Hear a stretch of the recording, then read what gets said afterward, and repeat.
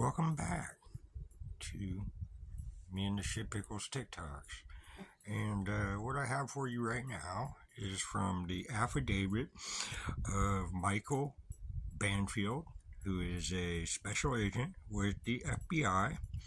And this was filed on October 5th, 2023.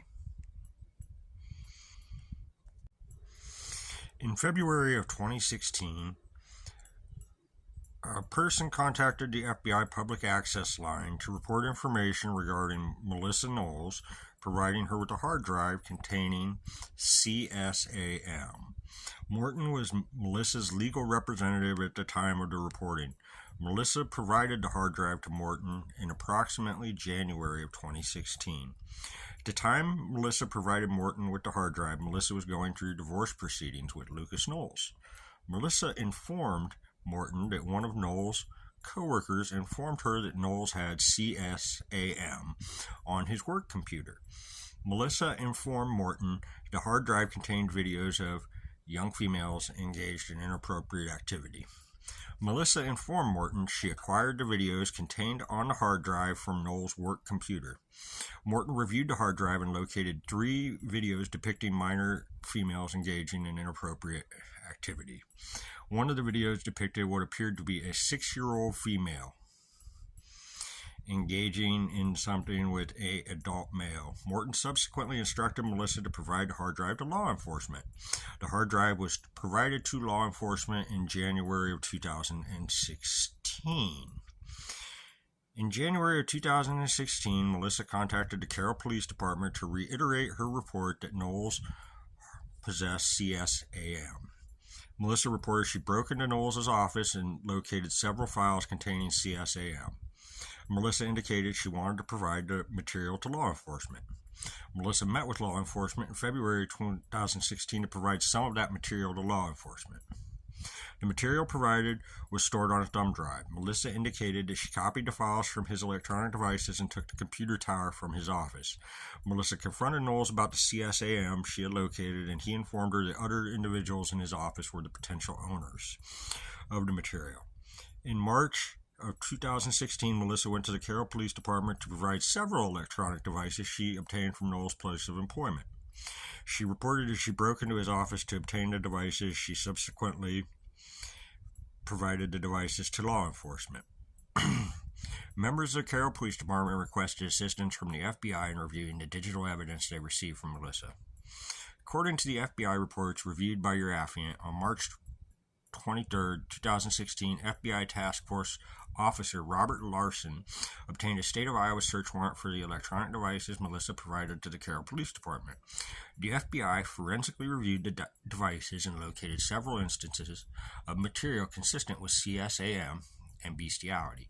One example included materials of minor male using the toilet and depicted nudity.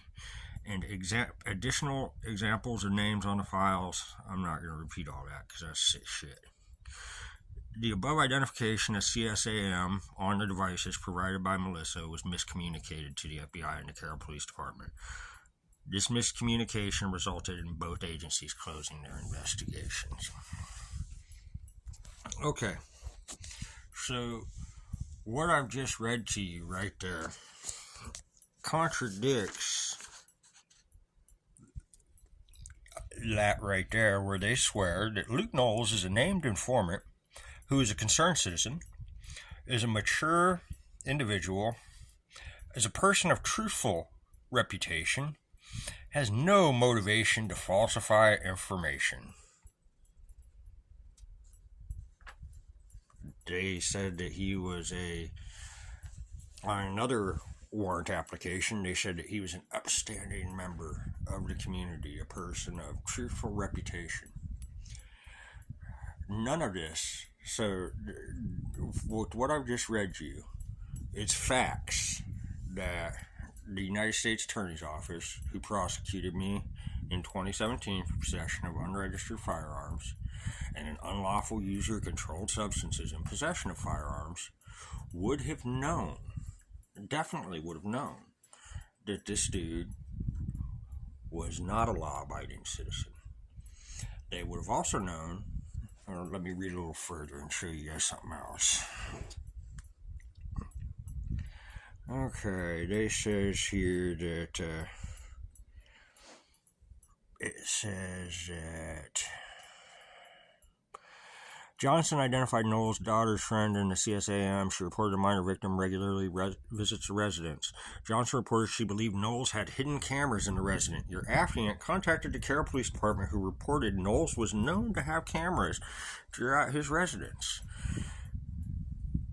Had it been reported to my attorney, as would have been proper by Deb Scorpaniti in the United States Attorney's Office to have reported to my attorney that yes, the Carroll Police Department did lie on the warrant, and yes, the same cameras that were used to frame me and my wife were the same cameras that this guy was using to produce CSAM. That would have made a substantial difference in how my case was handled. In fact, now I am going to reopen my wife and I's cases with this new to us information, but this is not new information to the United States government. The United States government knew this and hid this from me and my attorney. So how could I have had a fair trial? I could not have, which is why I pled guilty, because there was no way I could have won based on that.